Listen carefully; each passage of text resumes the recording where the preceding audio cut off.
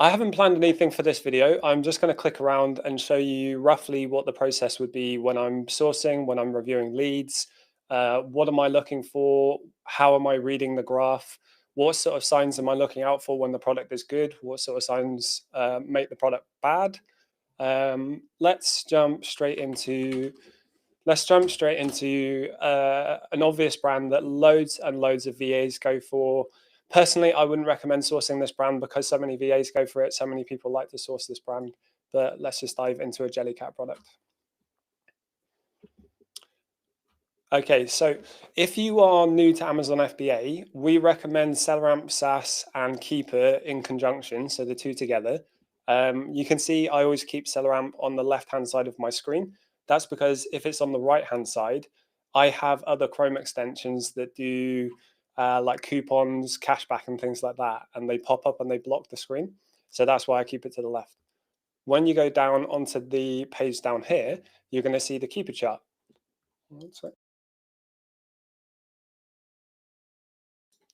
Excuse me. Right. So on this Keepa chart, uh, most newbies I speak to get really overwhelmed by the amount of data you see, but I promise you, it's actually really simple. You just need to practice. You just need to do it repetitively until it all starts to make sense. So I'm going to go through the graph one by one, and I'm going to show you what each of the filters do, if you should use them, and when is the right time to use them. So firstly, let's go with sales rank, just because it's the top one, and I'm going to click sub rank. So you can see I actually got rid of the middle graph there, which is the sales rank graph. This is an individual preference. I prefer to keep this on just because sometimes you get the yellow line from Keepa saying how many products are sold per month. That number, I believe, is usually taken from the number that Amazon gives here. So whenever you're reviewing a listing and you need to know if you need to know how many times the product sells per month. If that number is here on Amazon, that's the number you should trust. That's always the go-to the go-to one that you should trust. Often that number isn't there, so you're going to have to do some checks, and you can use SellerAmp and you can use Keepa to do that. The BSR line here, the sales rank line. So Amazon is like golf, where the lower the score, the better. So the more a product sells, the more its sales rank is going to drop. Each category on Amazon has a different threshold for what's considered a good BSR, and that's because each category has different sales velocity. So you can use the SellerAmp graph here to see that beauty products might sell a lot faster than I don't know. Let's have a look. Garden or outdoors, for example, or even a lot less actually. Yeah, product. Okay, it's got a lot less, fewer products, I should say. So the BSR is just, it tells you how quick the product is selling. Typically speaking, we like to sell products within a 2% BSR, so nothing more than about 100,000 for most categories. In the UK, 100,000 is really, really high. If you're selling in the US, the sales velocity in the US is so crazy in comparison to the UK that 100,000 might not be too high, to be honest. So it just depends on where you're selling. So when I'm looking at the sales rank, I've switched off the other filters. When I'm looking at the sales rank, by default on Keepa, I set this to 3 months. So whenever I'm doing a product analysis and I do my checks, I'm always checking 1 month, 3 months, 1 year, and all time, which this listing has been live for 1,020 days. So the 3 months gives me a good indication of what's happening on the listing, but the 1 month is telling me obviously more instant data. So what's been happening in the last 4 weeks. So you can see there's quite a lot of variation in the sales rank here. So at its lowest point down here, it was 2,823. If we hover over the filter here, if you look in this part of my screen, you can see that the average 30-day sales rank is 9,394. The average 90 days is 6,958, and the average 180 is around 7,800. So whilst there's a lot of variation, the averages over the last 30 to 180 days, it's actually fairly consistent, I would say. So it spiked up here and to 24,000, which means it started to slow down on sales here, and then it picked back up and came down here. You can apply the exact same graph. I keep this middle one open pretty much just for visual and for that yellow line. The yellow line shows how many monthlies, and you can see it in the bottom of the green box there. It says 200 times per month. That's not going to show in every listing, so just bear that in mind. Okay, let's go to the buy box. So the buy box is the pink line that you're going to see on the Keepa chart. And if I scroll my mouse, you're going to see that the buy box changes the seller name. So the actual pink box there, you can see Luxline Supplies. And if I go this way, you can see ZK2301. That sounds so, sounds like a spammer. But this is the buy box line, and the name of the seller you can see in the buy box is the person who owns it at the time. So if I go to a day, I can see that this seller, ZK, is the one who's in the buy box right now. And the buy box is just this box here that the customer will click on to buy the product. The buy box is determined by loads of different factors. So your seller metrics affect how you spend time in the buy box, your stock count on your listing, your geographical location. So if I have my stock at a fulfillment center that's closer to the customer, it's more likely that I would win buy box time over someone who's a lot further. And that's just logistically, Amazon has a much easier time of sending stock that's closer. So you can also check the sellers on the buy box here. This is the manual way if you do it without Keepa, and you can go down and see the sellers on this listing. So this pink line, this is one of the most important metrics that you're going to look for, because it's going to tell you the pricing performance of this listing over the day, week, month, 3 months, year, and of all time.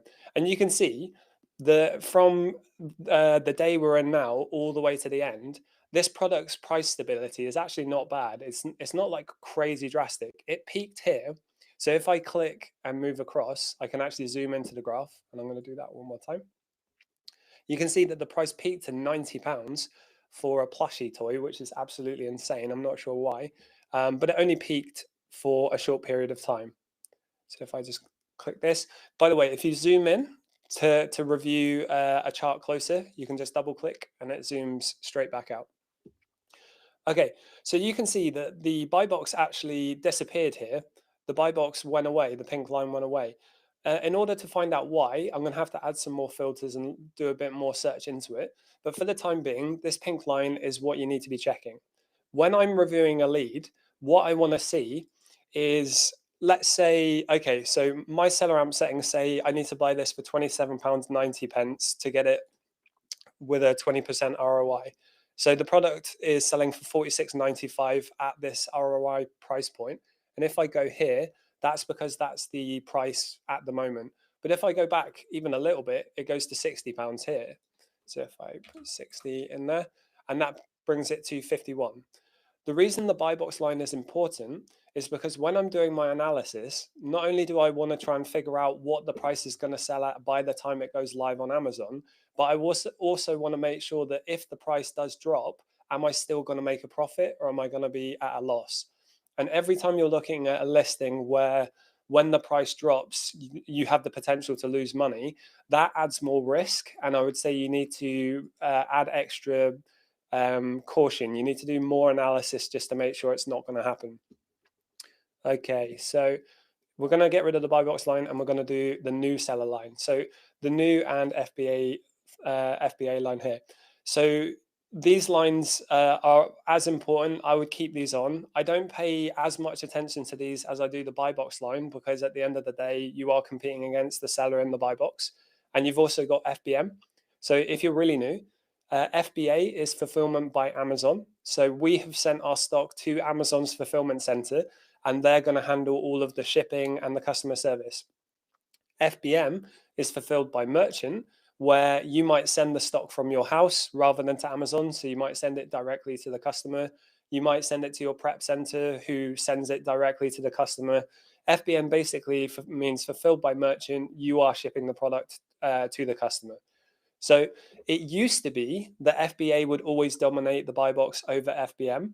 There have been a lot of changes recently. I believe Amazon lost the court case, and they've had to award more FBM buy box time because it was unfair business practices allegedly. I think I have to say that just to be cautious legally.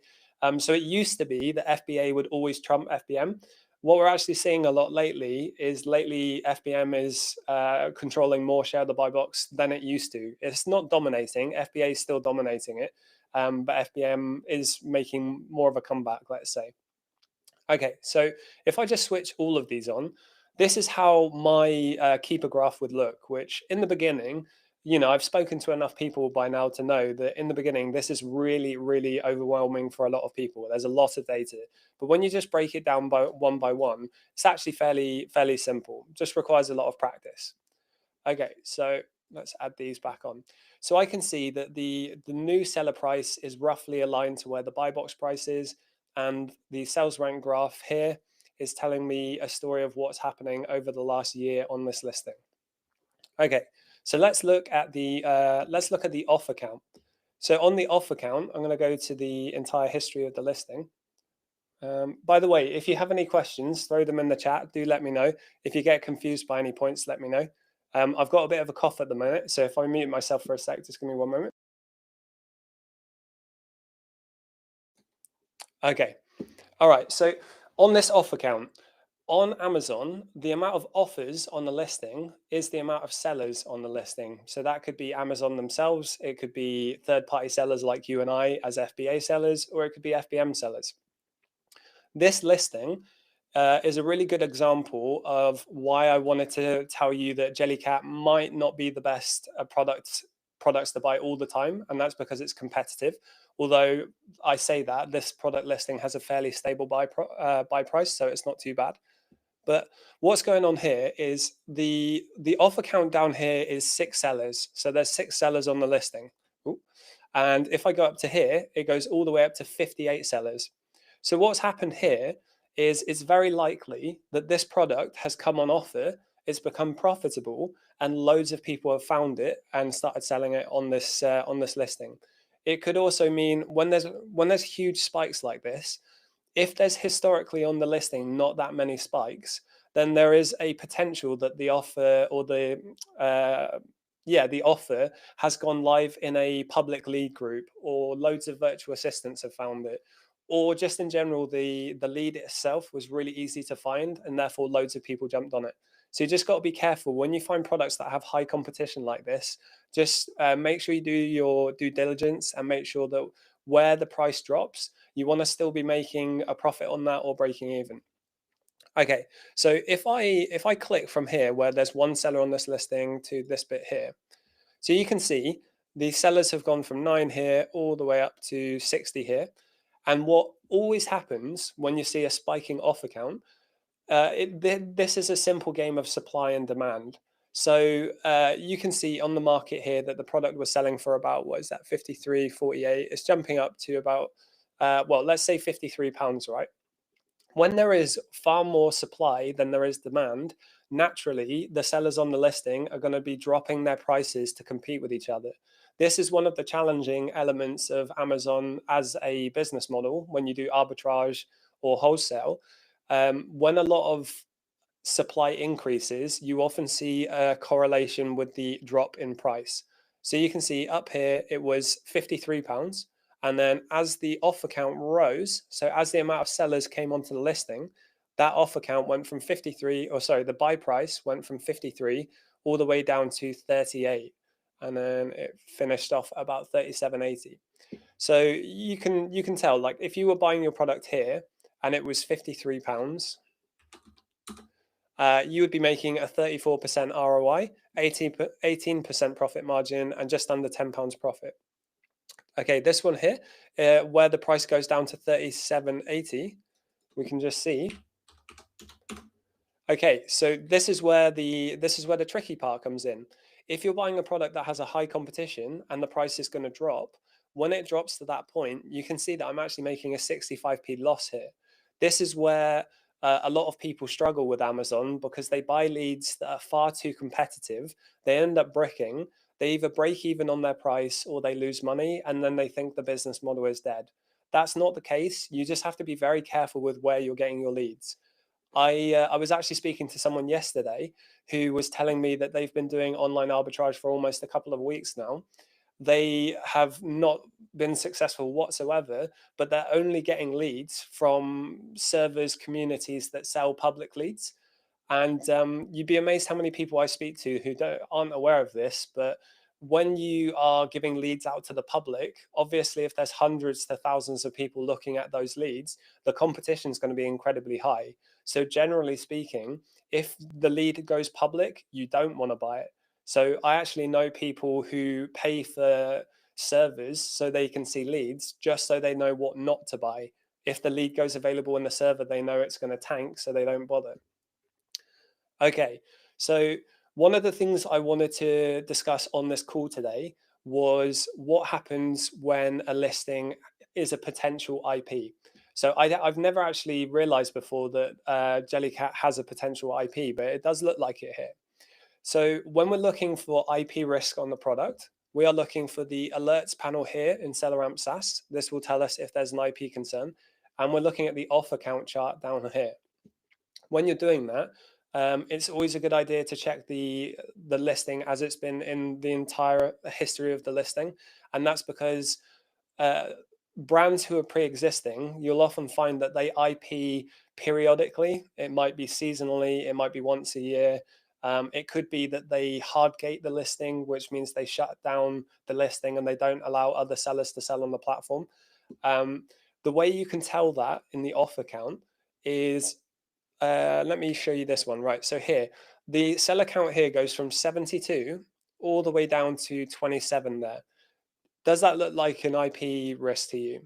Because it looks like a fairly sharp drop. And what we're looking for is when brands IP a listing, you're going to go from a lot of sellers down to very few very quickly. So this, to the untrained eye, might look like an IP concern. But if I zoom in, I can actually see that the product goes from 72 sellers and it staircases down. So when I say it staircases, I'm going to zoom in again. You can see 72, and then slowly over time, it trickles down in a diagonal and it goes all the way down to 28 here. So that does not indicate an IP risk to me. What that indicates is sellers selling out of the listing. So all the sellers who bought this product more than likely got it arbitrage. Most people probably got 10 units or less, especially beginner sellers. And that looks like what you would typically see when a listing runs out, when sellers run out of stock. This bit, however, this bit is a little bit suspect. So what you're seeing here is it goes from 32 and in a single instant, it goes down to 15. Can you see the flat line drop there?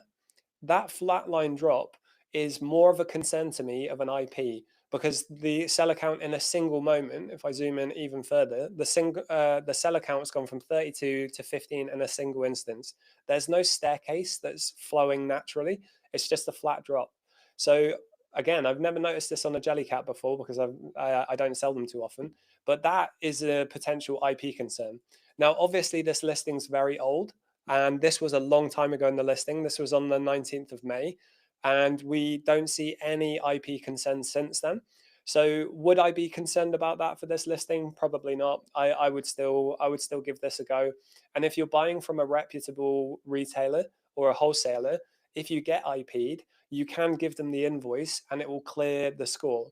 Sometimes on listings, they allow you to keep selling it. They just want to make sure that the people selling on the listing are not selling fakes. Other times they'll ask you not to sell it. So if you're buying from legitimate places, a lot of the time you don't have to be concerned. Okay, so I think that's a good example of a competitive listing. What can you do from this point on? I'm just going to close this one. So from this point on, I know that Jellycat is a very arbitrageable product based on the competition spikes in this. So what I can do is I can go to SellerAmp and I can try and find sellers. So all of these people here, these are other sellers on the listing. I can go to SellerAmp and I can try and find sellers who have similar reviews to me.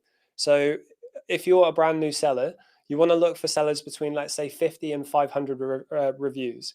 And the reason for that, if you are looking into a store that has 2,000 to 3,000 reviews, it's very likely that their capital is going to be a lot higher than yours, which means they're going to be able to more than likely buy products cheaper than you.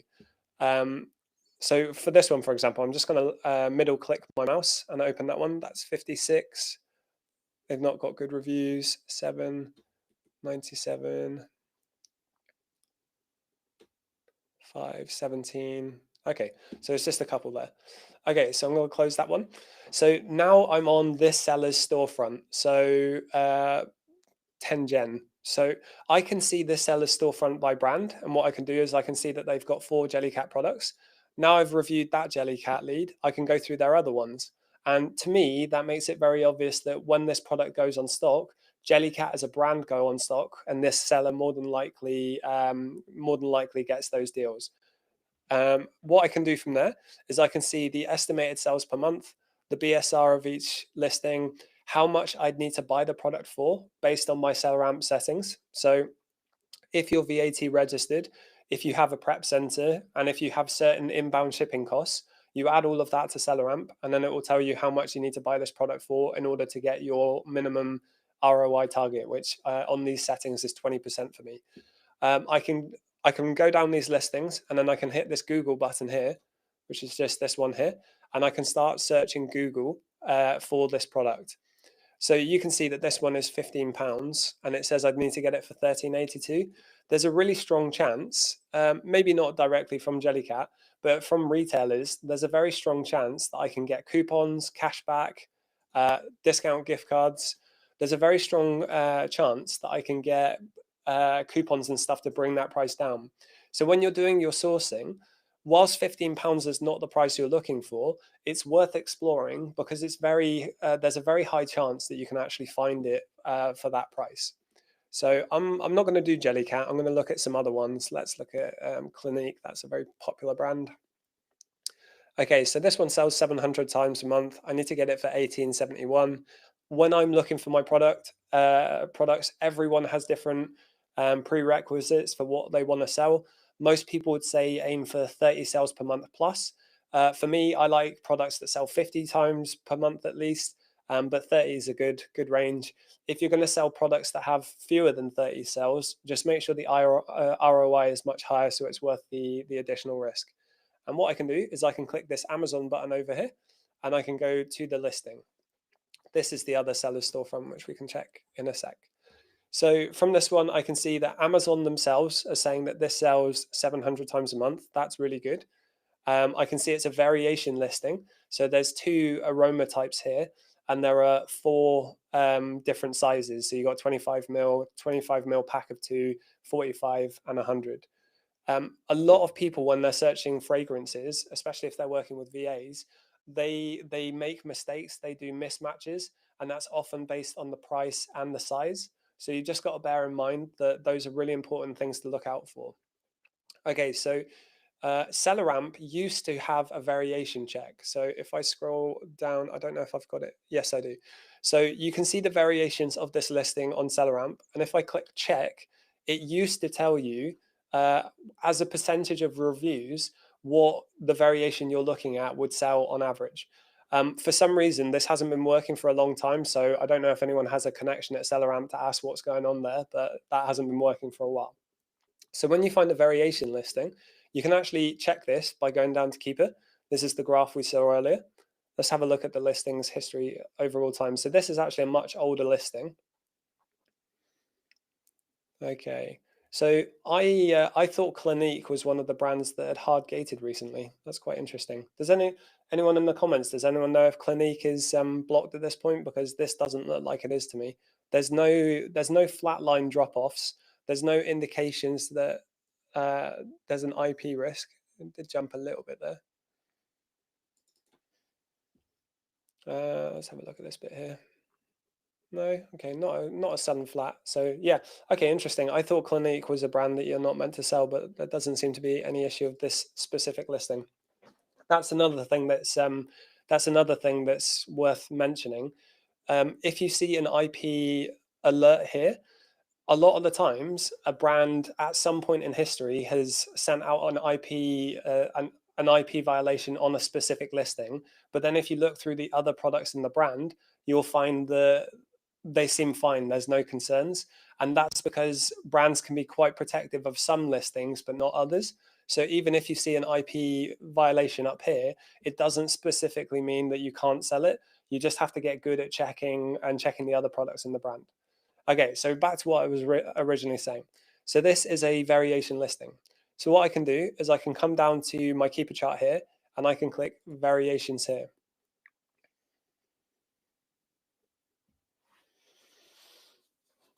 Okie dokie, right. So we are looking at the 100 ml aromatic. And I forgot to mention earlier, but you can actually get the ASIN of the product in the URL here. So this one ends in 64SY. And I'm going to go down. So what did I say it was? It was the aromatic 100 ml. So when you're checking your variations, sometimes you're going to be checking listings that have 20, 30 plus variations. So just going by the picture can be really tricky because a lot of listings look the same. So on this one, we can tell by the title, aromatic 100 ml is probably this one. Is it this one? Aromatic 100 ml, 32.99. Yeah, so it is this one, and the picture's the same. If I scroll across this way, I can actually see the ASIN here. So whenever I check variations on Keepa, I'm always checking by ASIN just because, you know, if you're selling nail polish where there's 20 different variations, it can be very tricky. So on the reviews section here, you can see that there's a little cup.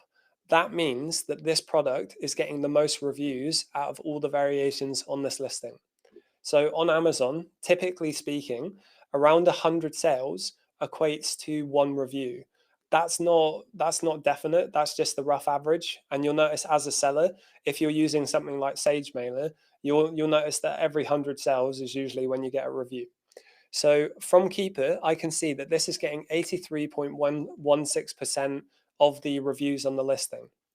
So this product isn't so bad because Amazon themselves are telling me that this variation is selling 700 times a month. So if we click another variation, just so you can see, this one's selling 50 times per month. And then if we go here, this one doesn't even have any Amazon data from it. It could mean that it doesn't sell very much. It could just be non-detectable. We'll check another one. Yeah, same with this one. And finally, that one. That one has 700 as well. Okay, so I've clicked 100 ml and it's automatically swapped it to aromatic. So we know that this variation sells 700 times. But how much does this one sell? Because that data is not showing there. And you'll actually notice that the buy box isn't even here, which is usually a sign that Amazon deems that sellers are trying to sell the product for too expensive and they're removing the buy box line. So just before we jump into the variation side of it, Amazon is selling on this listing here. So I'm going to untick these ones. This orange block is Amazon selling on the listing. And it's quite interesting that they're saying there's no buy box line here because they're the ones who are trying to sell it for 90. But you can see the buy box here for 39.80, the pink line. The price when it's up here doesn't win the buy box. Okay, so what were we doing? Let's go back to the variations. So this ASIN is N99. It ends in N99. Let me scroll across. Okay, N99. The reason we're not seeing any sales data for this, in the last 90 days, there have been 0 reviews for this product. So if I go back to the price history, the sales rank is pretty good, which is interesting. Go back to variations. This is claiming that there's been no reviews, which let's have a look at the product. Those reviews probably shared. Okay, interesting. So when you're looking at listings where Amazon themselves are not saying on the listing itself how much the product sells for, what you can do is this one has 83.17% of the reviews. So let's say it's got 483 sales per month here. Let's say this product sold 483 times a month. If we times that by 0.8317, 4.02. I think I'm doing my maths wrong, aren't I? Hold on. Is it divided? So what did I say? It was 483 divided by 0.8317. 580. Yeah, so I did times rather than divide. No, that's still not right. Hold on. What am I doing wrong there? 483. Ah, right. Okay. I'm sorry. 483. 483. I'll tell you what, I'm just going to do this with the calculator. So 483 times 0.8713, 421. Yeah, so the issue that I was experiencing there was it was taking the decimal. I didn't realize that before. So this is saying that, let's say this product was selling 483 times a month and it was getting 83% of the reviews on the listing. This would be making about 420 sales per month. Obviously, we know that's not true in this instance, just because the product itself says it sells 700 times per month. Yep, 700 sales per month. But that's one of the checks you can do on Keepa to verify how many times the product is selling. Even when SellerAmp used to work, SellerAmp used to take its review count by the amount of people leaving reviews on the listing. So anyone can go onto any listing on Amazon and they can leave a review. That doesn't mean they've bought it. Whereas with Keepa goes by ratings, which I didn't actually show you last time. So the ratings on the listing, only people who have bought the product can leave a rating. So when you're doing your checks, Keepa is always a better place to go. If I go to let's say rating count, yeah, let's go rating count. So one more check I can do if I'm not sure how much this product is selling. One more check I can do is I can go to the last month on the listing. I can click the rating count, which is how many times the product has been rated. I can go to this point here and I can see that this product had 5,720 ratings. And then at this point all the way up here, it has 5,807. So in a month, that product has had quite a lot of ratings. That is an indication that the product is selling, because as we said earlier, if the product is selling about 100 times per rating or review in a month period, if it's going from 5,718, let's say, all the way up to 5,080, that to me tells me that the product is selling well. The other way I can check this is if I just get rid of these ones here, over a month period, I can manually check on the listing when I see BSR drops. So the BSR is raising here, but at this point, the BSR is dropping. So the BSR drops there once, twice, 3 times, 4 times, 5 times. If I want to know how much the product is selling, I can manually count the sales rank drops in a month. Why that is, why you need to be cautious with that is a sales rank drop doesn't mean one individual sale. So you have to think, if a product is 80,000 sales rank and it sells one time, there's probably going to be quite a noticeable drop in the sales rank, because it might go from 80,000 to, I don't know, 67,000, let's say. So that's going to be really noticeable on the graph. But if a product's BSR is less than 500, then sales aren't going to affect it, are they? Because if it's 500 BSR, that means it's selling really quickly on Amazon. So each individual sale doesn't have as much of an impact. So manually counting BSR can be really good, but it's only good if the BSR isn't too low. And you have to take it with a pinch of salt. 15 sales rank drops in a month doesn't necessarily mean 15 sales. It could mean 15 sales. It could also mean 20 or 30. So again, it's just a matter of experience. You've just got to keep playing and you will get used to it. Do we have anyone? Do we have any questions from anyone in the chat? Anyone want to know anything? So we've checked variations. We've checked competition. Let's go back here. We checked IP violations with sudden drops. Let's go to their sellers listings. So Epson, Brother, Lego. Let's go to HP. HP are an interesting one because HP is a really good example of a brand where they have an IP warning on SaaS, but you actually can sell a lot of their products. So from this chart here, I can actually, one of the reasons we tell people to get Keepa and SellerAmp is because whilst you see a good snapshot, You don't get to go into granular detail like you do with Keepa directly. Um, so I can see whilst I'm going through this storefront, the price has dropped quite drastically here. Sales rank has gone higher. This one's more stable. This one was stable, but you can see here it's dropped. So we can investigate that and see what's happened. This one's pretty stable. This one's pretty stable. So let's have a look at these two listings. Okie dokie, right. So this one sells 7,000 times a month, which is extraordinarily fast, especially in the UK. And as I said here, you can see that there is an IP violation in SellerAmp for this listing. Does that mean you can't sell it? Let's find out. Okay, so all we're going to do is we're going to do our checks. Do we see any flatline drop-offs? So there's a drop here, but it's a staircase. It's not a flatline drop-off. Let's check here. So there is a bit of a flat drop there.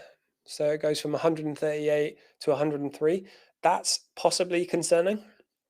That's possibly concerning because there's a big flat drop there. Let's go here. This is a staircase, nothing to be concerned about there.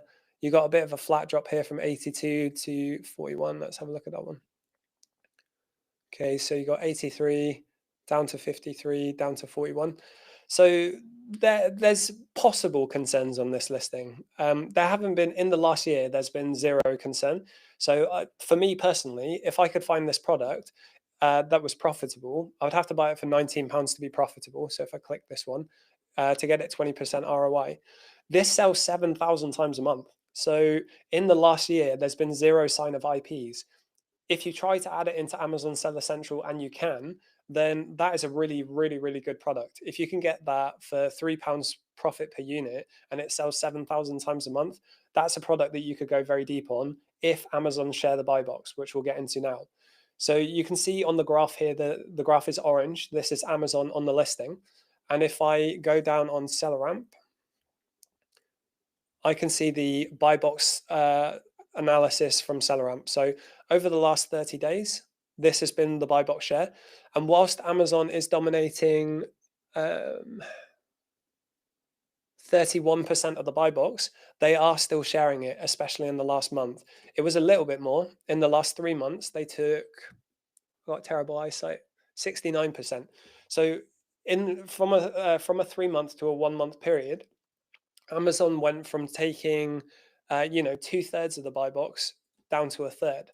So when I'm checking a listing with Amazon on it, do not be scared. You can sell on the listing. You just have to make sure that they share the buy box. If you come down here and the entire chart is 100% Amazon, it's much less likely that you're going to get time in the buy box unless you can undercut them by enough. If you can undercut them by a lot of money, there is a chance that you can still win the buy box, but then Amazon might just price match you and be able to outbid you because they're Amazon. So whilst it's not a complete no, you do have to be careful.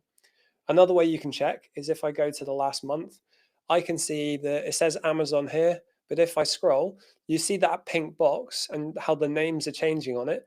That is telling me that sellers are getting their share of time in the buy box. Sometimes you'll look at a graph and it will be like Amazon, Amazon, Amazon, and then seller, and then it'll be Amazon, Amazon, Amazon, seller, and it will be Amazon very rarely sharing the buy box. But in this instance, the pink box is showing me that loads of different sellers on this listing are getting time in it. Another way you can check that, if you go to data, you can go to buy box statistics, and you can actually see it from this point. Excuse me. Okay, so in the last, where is it? In the last 30 days, you've had quite a lot of sellers on this listing, but again, it looks like an arbitrageable product with a really high sales per month. So I'm not surprised that a lot of sellers have been on this listing.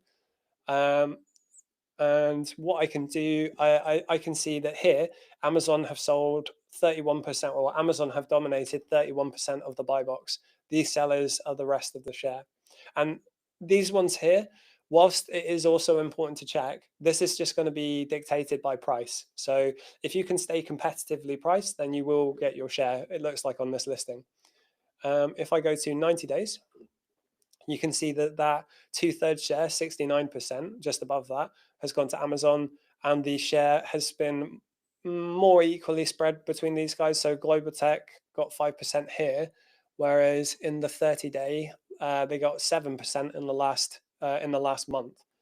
So this is a really good listing. If you could find this product, then happy days to you. You'd have a good time, especially considering it doesn't look like HP have IP'd this product in a long time. Okay, so let's look at the other sections of Keepa.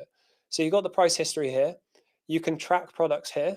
So if I was looking at this listing and let's say at the $32.99 price point, it wasn't profitable for me, but if it went back up to 37 or 36.75, that could be profitable for me then.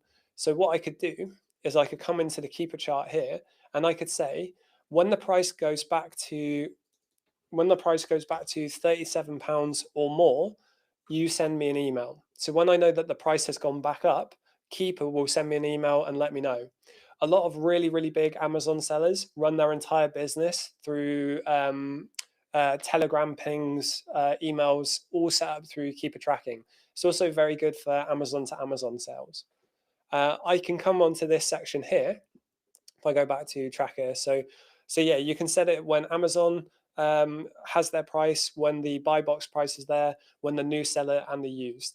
So if I go to data now, product details, whilst this page is useful, it's not, I don't know anyone who looks at this page, to be honest. Off account, you can check through the sellers on the listing. So you might come across a product where the seller's rank isn't showing, and you can actually look at the stock history of the sellers here to try and figure out if the product does sell or not. That's a really good use for this section, which I can get into in another video.